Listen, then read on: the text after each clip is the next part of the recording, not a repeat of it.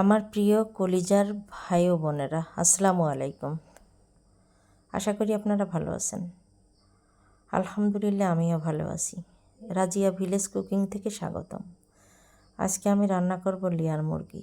Layer মুরগি প্রচুর তেল ছিল, এগুলো সুন্দর করে ধুয়ে নিলাম। তারপর যে মরিচ পেঁয়াজ ছুলে নিছি, ওটা আমি দেখাতে পারি নাই। এগুলো আমি ওখানে যে বেটে নিতেছি। আসলে একা একা ক্যামেরা ধরি তো হচ্ছে যে রসুন পেঁয়াজ আদা এগুলো আমি বেটে নিতেছি একসঙ্গে।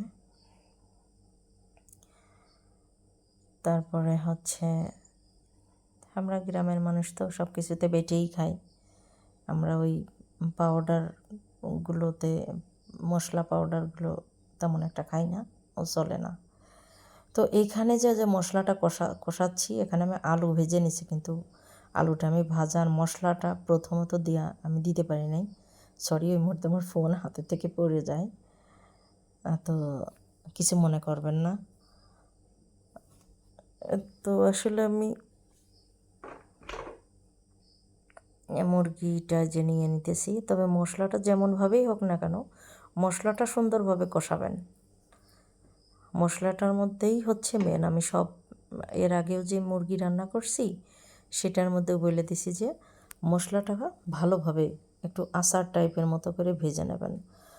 আর যদি আপনারা কেউ প্রেশার কুকারে যদি এই লেয়ার মুরগিটা দিতে চান, তো সেক্ষেত্রে এইভাবে কষায়ে তখন হচ্ছে আপনারা প্রেশার কুকারে দিতে পারবেন। আবার মানে বেশি একটা শীষ দেওয়ার দরকার নেই, মানে যতটুকু আপনাদের দরকার ততটুকু শীষগুলো নিয়ে প্রেশার কুকারে আর কি। তারপরে আবার নামানোর আগে তখন হচ্ছে গরম মশলার গুঁড়ো দিয়ে নামাই নেবেন। তো লেয়ার মুরগি তো প্রচুর শক্ত ছিল, প্রচুর। আমি অনেকক্ষণ ভরে কিন্তু এটা রান্না করছি, যে সিদ্ধই হয় না, তবুও ভালো মতো সিদ্ধ হয় না, এরকম আর কি। তো হচ্ছে আমার প্রিয় আপুরা ভাইয়ারা, আমার রান্না দেখে যদি আপনার ভালো লাগে, আমার এই গ্রামীণ ভিডিও যদি দেখে ভালো লাগে, আপনাদের মনে একটুও বিনোদন দিয়ে থাকে আমার ভিডিওগুলো, তাহলে অবশ্যই সাবস্ক্রাইব করবেন, আমার পাশে থাকবেন। আমি আপনাদের একজন বোন, আপনাদের সঙ্গে আছি। আপনারা আমার পাশে থাকেন, সাপোর্ট দিয়েন। তো এই পর্যায়ে যে আমি মুরগির মাংসটা যে দেখেন সুন্দরভাবে কিন্তু কষাইছি, একটু লাল লাল হয়ে গেছে।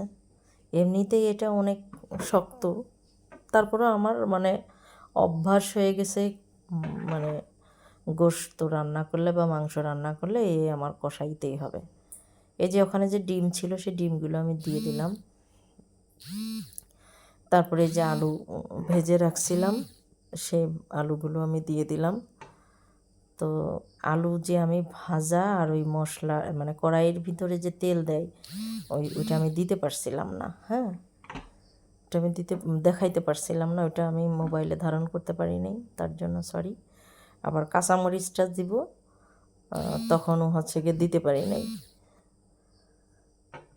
তো এরকম আর কি। তো লাস্টে আমি হচ্ছে এই মশলার গুঁড়োটা দিয়ে দিলাম, দিয়ে হচ্ছে এখন এটা প্রায় শেষ হয়ে গেছে। এখন আমি হচ্ছে এটা আস্তে করে নামাই নিব। আমার প্রিয় আপুরা, এই যে আমার মানে মাংসের ফাইনাল লুক, এটা দেখে যদি আপনাদের ভালো লাগে, অবশ্যই আমার চ্যানেলটিকে সাবস্ক্রাইব করবেন। আল্লাহ হাফেজ।